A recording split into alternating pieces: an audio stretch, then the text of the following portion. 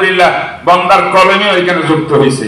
সেটা হলো আমরা দেবন্দের স্বতন্ত্র বৈশিষ্ট্য, আদর্শ, ঐতিহ্য এবং উসুলে হাস্তেগানা দারুম দেবন্দের অষ্টম নীতিমালার ভিত্তিতে, দেবন্দী নেশাবের ভিত্তিতে, দেবন্দী আদর্শ ভিত্তিক আমরা স্বতন্ত্রভাবে স্বীকৃতি চাই। আমাদের এই স্বীকৃতির উসিলায় আমাদের উপরে কোন প্রকারের হস্তক্ষেপ কোন সরকারের চলতে দেওয়া হবে না।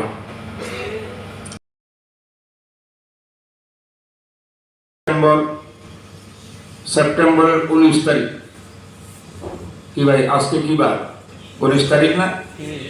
আজকের এই দিবসে পার্লামেন্টে আমাদের স্বীকৃতি বিল পাস হইল পার্লামেন্টে আজকের দিনে 19 সেপ্টেম্বর। আর 8ই অক্টোবর প্রেসিডেন্ট সাহেব দস্তখত করলেন, এরপরে জারি হলো। এইভাবে আমরা স্বীকৃতি পাইলাম। স্বীকৃতির মধ্যে যে সমস্ত মুরব্বীরা কাজ করেছেন, 1 নম্বর তো বললাম শেখুল হাদিস সাহেব হুজুর রহমতুল্লাহ আলাইহি কুদ্দিসা সিররুহুর কথা। এরপরে এই স্বীকৃতির পিছনে সবচেয়ে বড় অবদান যার, শেখুল ইসলাম ওয়াল মুসলিমিন আল্লামা আহমদ শফী রাহিমাহুল্লাহ, এবং তাদের সঙ্গে আরো অনেকে ছিলেন ওনার সাথে। আমি নগণ্য এই স্বীকৃতির পুরা প্রোগ্রামের ভিতরে আমি ছিলাম সাথে। এবং আগের সরকার 2009 সালের আগের সরকারে কি হয়েছিল, পরের সরকারে কি হয়েছিল, 62 জন দেশের বিখ্যাত ওলামায়ে কেরামকে বিগত সরকার দাওয়াত দিয়ে তার অফিসের মধ্যে নিয়ে বলছেন আপনার কি দাবি। আমরা আন্দোলনের ডাক দিয়েছিলাম, সমাবেশ ঢাকা, তখন লোক পাঠাইয়া আমাদের আন্দোলনকে বন্ধ করবে, আমরা সব মানিয়ে নেব, আসেন। আমরা 10টা দাবি নিয়ে সেখানে গিয়েছিলাম। সে দাবি দাওয়াগুলো কিন্তু আমার কলমে লেখা, মুরব্বীদের দেখা, এবং আমি তাদের সামনে পাঠ করেছিলাম। সেখানে শেখুল হাদিস সাহেব ছিলেন, আল্লামা আহমদ শফী সাহেব ছিলেন, ফকির মোল্লা মুফতি আব্দুর রহমান সাহেব ছিলেন, মানা মহিউদ্দিন খান ছিলেন, এরকম মানা সিলেটের কাজের বাজারের হযরত মাওলানা হাবিবুর রহমান প্রিন্সিপাল সাহেব ছিলেন, বড় বড় বিজ্ঞজন ছিলেন। সেখানে ডাইরেক্ট সামনাসামনি কথা হয়েছে। এরপরে উনি বলেছিলেন, বিগত এখন যিনি দেশ ছেড়ে পালিয়ে গেলেন সেই প্রধানমন্ত্রী বলেছিলেন, সাবেক প্রধানমন্ত্রী, যে আপনার সব ভোটগুলো একত্রিত হন, তারপরে আমি স্বীকৃতি দিতে বাধ্য। আমার টেবিলে ফাইল রাখা আছে, একত্রিত হবেন, আমি দিয়ে দেব। এর কারণটা ছিল সর্ববৃহৎ বোর্ড বাংলাদেশের মধ্যে হলো বেফাতুল মাদারিসিল আরবিয়া, যে একটা মাদ্রাসা, একটা বোর্ডের আন্ডারে প্রায় 2,500 মাদ্রাসা তখন। তাইলে এই বোর্ড চাইছিল, আহমদ শফী সাহেব চেয়েছিলেন, কিন্তু যাদের সঙ্গে এই দেশের সরকারের একটু ঘনিষ্ঠতা বেশি, তাদের বোর্ড না থাকলেও তারা বিভিন্নভাবে সরকারকে বেকায়দা ফেলত, যে এইভাবে একটা বোর্ডকে দেওয়া যায় না, বাংলাদেশের ভিতরে আরো 17টা বোর্ড আছে, শিক্ষা বোর্ড, সবকে দিতে হবে। এই সে করে এই কাজটাকে বাধা দিয়ে রাখছিল। অবশেষে বাধ্য হয়ে আহমদ শফী সাহেব রাহিমাহুল্লাহ তাআলা মিটিং ডেকে সব বোর্ডগুলোর ভিতরে 6টা বোর্ডকে সিলেকশন করে 6 বোর্ড কেন্দ্রীয় বোর্ড বানানো হয়েছে, 6 বোর্ডের হাইয়াতুল উলিয়া বানানো হয়েছে। এই বোর্ডের মাধ্যমে আমরা স্বীকৃতি পেয়েছি। এত পরিশ্রম, এত মেহনত 2006 থেকে নিয়ে এখন 2024 পর্যন্ত অনেক বিনিময় কোরবানি, আত্মদিয়া, আন্দোলন, পরিশ্রমের বিনিময়ে স্বীকৃতি পাইলাম। কিন্তু এই স্বীকৃতির ফলাফল কি দাঁড়াইল? এখন দেখা যায় কাগজে কলমে স্বীকৃতি আছে, বাস্তবে কোথাও এই স্বীকৃতির উপর আমল নাই। আজকের এই সেমিনার শুধু আমি মনে করি এই দাবির মধ্যে আমরা আজকে এখানে কথা বলবো, যে আমাদের মুরব্বীরা যেভাবে শিখতে নিয়েছেন, যে উসুল নীতিমালা অনুযায়ী নিয়েছেন, আমরা নীতিমালার ভিতরে হাত ধরতে চাই না, প্রস্তাব দিতে চাই না। আমরা নতুন ইউনিভার্সিটি করব কি করব না, এই ব্যাপারে আমি একমত নয়। এইটা আমাদের হাইয়াতুল উলিয়া বিভাগে দীর্ঘ আলোচনা পর্যালোচনার পরে কেউ বলেছিলেন যে ইউনিভার্সিটি যদি স্বতন্ত্র ইউনিভার্সিটি হয়, ইসলাম ইউনিভার্সিটি ভালো হবে। অধিকাংশের মত ছিল না আমরা ইউনিভার্সিটি করব না। কারণ যখন ইউনিভার্সিটি করার মাত্র মিটিংয়ে আলোচনা হয়েছে, আমাদের মধ্যে একজন লোক ডাইরেক্ট সরকারের সঙ্গে প্রধানমন্ত্রীর কথা বলিয়া তিনি ফাইনাল করছেন যে কেরানীগঞ্জের ভিতরে 10 একর জায়গা সরকার আমাদেরকে দিয়া দেবে ইউনিভার্সিটি করার জন্য। আমরা বলেছি, মুরব্বীরা বলেছেন, দেখেন এই শুরু হইল, সরকারের জায়গা নিতে হবে, সরকারের পয়সা নিতে হবে, সরকারের পয়সা বিল্ডিং করতে হবে, ভার্সিটি করতে হবে। যদি এইভাবে সরকারের ভিতরে আমরা ঢুকে যাই, তাহলে কাওমি মাদ্রাসা থাকবে না, সব আলিয়া খালিয়া হয়ে যাবে। আমাদের মুরব্বীরা বলছেন ইউনিভার্সিটি দরকার নেই। আমাদের প্রত্যেকটি মাদ্রাসা ইউনিভার্সিটি, হারারি মাদ্রাসা ইউনিভার্সিটি, পটিয়া মাদ্রাসা university, Lalbagh university, Faridabad university, Jatrabari university, এইভাবে জামিয়া রহমান ইউনিভার্সিটি, সব মাদ্রাসা আমাদের ইউনিভার্সিটি লেভেলে।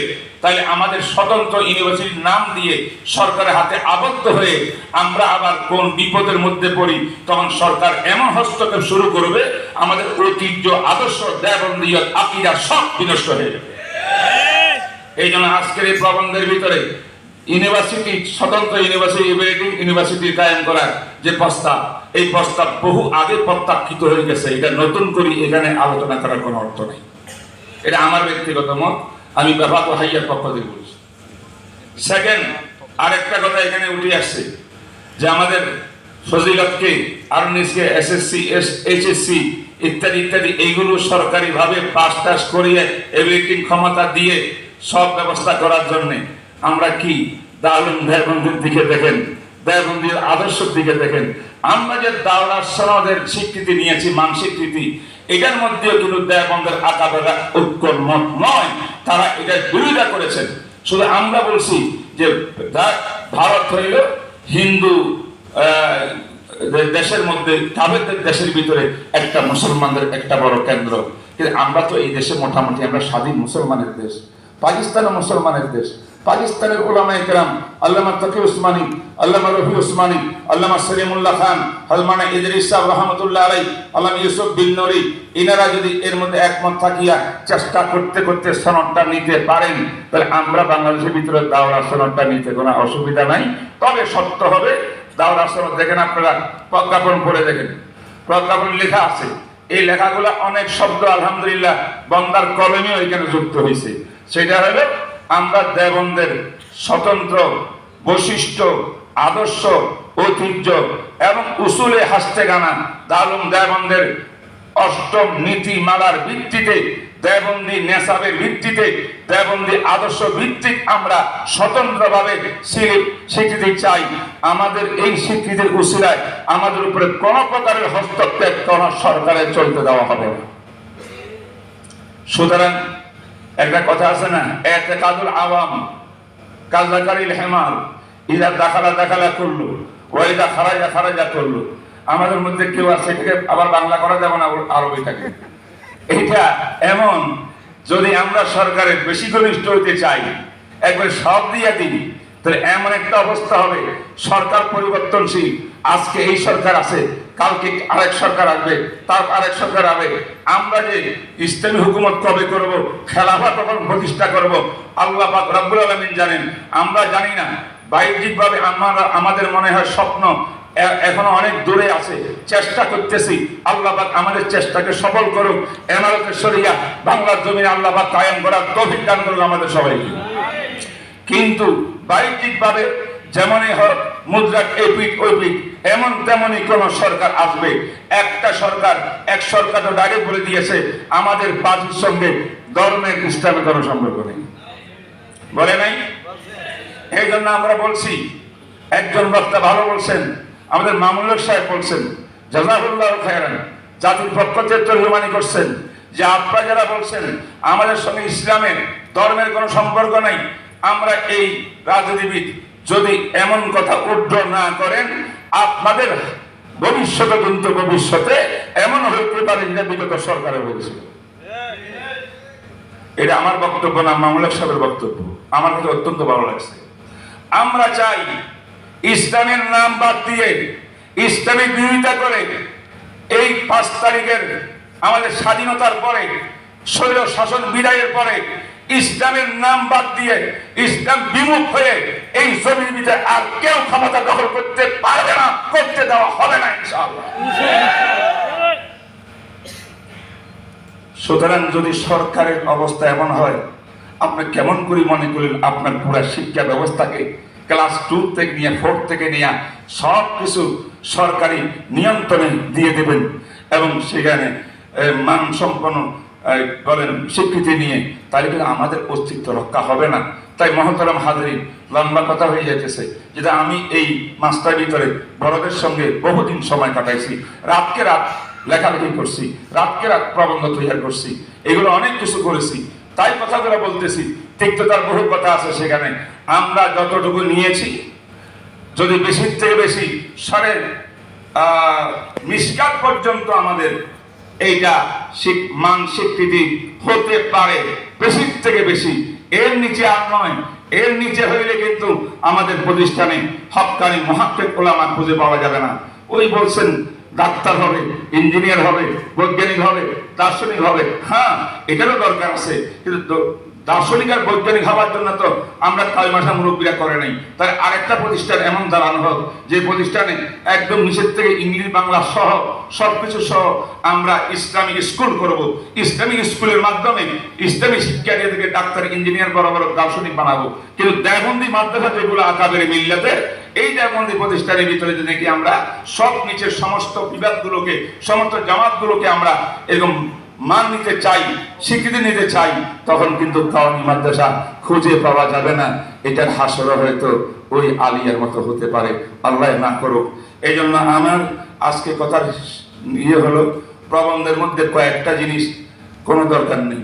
এই কথাগুলো সব হাইয়াতুল উলিয়া, বেফাকুল মাদারেস, উলামায়ে কেরাম যারা বোর্ডের কর্ণধার, তাদের কাজ তারা করে গেছেন। এমন কত এখানে আছে যেটা প্রয়োজন নেই। এখানে 1 নম্বর প্রয়োজন হলো আমাদের মুরব্বীরা যে স্বীকৃতির ব্যবস্থা করেছে, এটা বাস্তবায়ন কেন হচ্ছে না, এটার জন্য আজকে মুরব্বীরা দাবি তুলতে হবে।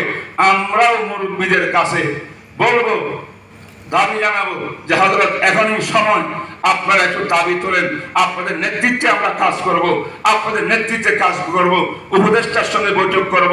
আর যেখানে যেখানে বলতে হয়, আমাদের ইতিমধ্যে বৈঠক কয়েকটা হয়ে গেছে, কিন্তু হাইয়াতুল উলিয়া বিভাগকে, বোর্ডকে বাদ দিয়ে নিজেরা যত মিটিং সিটিং করে, এটা ফলাফল বেশি ভালো আসবে না, বরং ওদেরকে নিয়েই আমাদের উপদেষ্টাদের সঙ্গে বৈঠক করতে হবে। আমি এই প্রস্তাব দিচ্ছি আপনাদেরকে যে আজকে আমাদের কাজ দাবি জানানো, যেন আমাদের প্রত্যেকটি সেক্টরে উলামায়ে কেরাম কাজ করতে পারে এই স্বীকৃতি নিয়ে।